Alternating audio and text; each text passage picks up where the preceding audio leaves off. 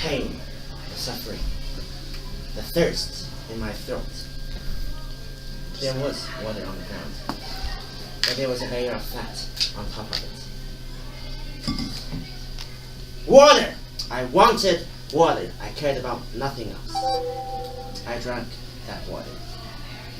This was from the diary of a girl who was in Nagasaki the morning of August the 9th, 1945. And the fat on the water was from human bodies literally boiled and roasted when the atomic bomb blasted open the entrance to hell. During my exchange in Nagasaki, Japan, I visited the atomic bomb museum. Pictures of a man missing half a face. Specimen of a piece of melted glass with human hand bones sticking to it. Models of displaced bodies and an image of a youth standing alone in the ruins, her eyes confused, lost, vacant of emotions. I had nightmares for 3 nights after the visit. What if I told you that children starting from 8-year-olds are fed this sort of information every year in Nagasaki? Why? Why would they make their children bear this pain, which is overwhelming even to an adult, this pain of knowing?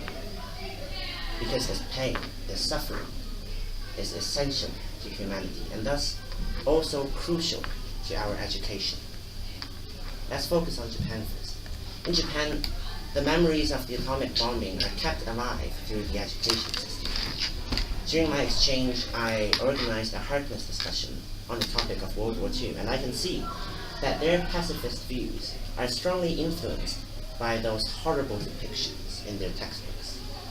Of course, then this in turn influences the Japanese politics. Of course, there are those who oppose in Japan. There are those who complain that when finally we have peace bestowed upon us, we manufacture ourselves the horrors of war. But here's what my classmates had to say during the discussion. The people of Nagasaki and Hiroshima are the only people ever to have an A-bomb dropped over their heads. Therefore we must inherit the pain, and we must ensure that the world never ever goes back to that dreadful power. Now that is a deep resolution. That is the word of a strong mind which bear the responsibility of mankind. Do we have that strength? We must. 2 values we hold, compassion and critical thinking. They are both based upon suffering. The word compassion in Latin literally means to suffer with. So clearly, to be compassionate requires the subject to suffer and feel the pain as he puts himself in the position of another sufferer. For example, for me to be compassionate about dislocated families requires that I feel discomfort by putting myself in their situation. Now, critical thinking, on the other hand, is a more logical thought. However, it also requires suffering. Why can't machines think critically? Because they don't feel pain. They don't suffer because suffering and pain originate from the fear of death, which machines never have. Similarly, a human that has never suffered will not develop critical thinking because he or she will simply not have a drive to do so. What I find in our education system similar to the A-bomb education in Japan are the texts we read in English class, the texts about Holocaust, the texts about apocalypses, the texts about dictatorships. They all provide us with the necessary pain. And that is why we have so many brilliant minds here today. But the fact is that great texts are disappearing one after another. Night, 1984, and countless others that are removed before I had a chance to know them. But to suffer is courage. To think is to suffer. To feel is to suffer. To live is to suffer. Such a fundamental part of our being. Why should we deceive ourselves by trying to remove it from our education system? Show it to me. Unravel it again.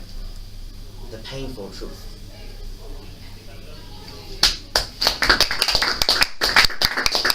You want to answer some questions? Hmm? I have some questions about your topic. Yeah, I guess that will have some questions.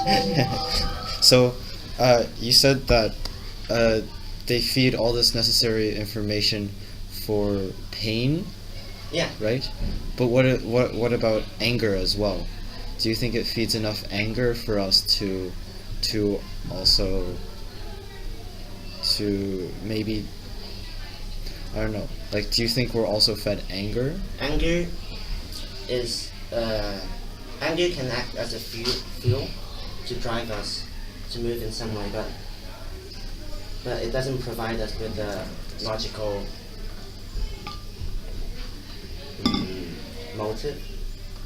So obviously the A-bomb education in Japan does provide some sort of anger, because there are people who are mad about the US for dropping the A-bomb.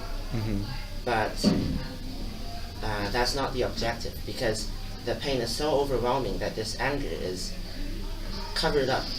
We don't have to account for it, but the way of thinking that develops over it is the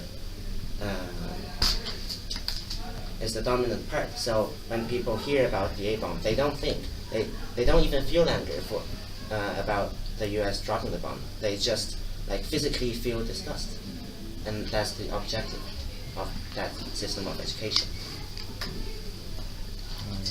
So it's 1:40 on April 11th. They're about 2 months